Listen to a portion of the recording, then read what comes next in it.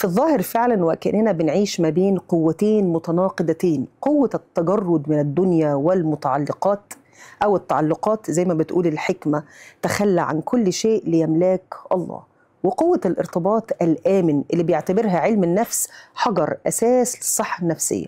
لكن لو بصينا بعمق هنكتشف إن مفيش تناقض، لكن هو تدرج.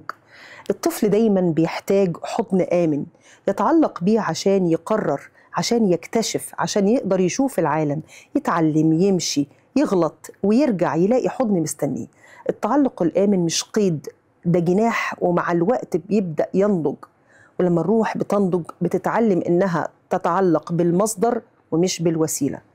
المنهجية اللي بتدمج بين التجرد والتعلق الصحي هو التحرر بالتجذر.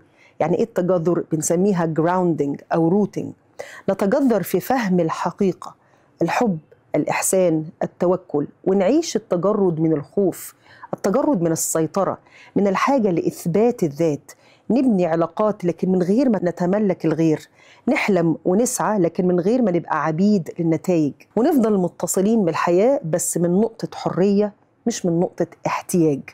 المعادلة مش يا تتجرد يا تتعلق، بل تتجرد من وهم السيطرة وتتعلق بالمعنى والاتصال الحقيقي.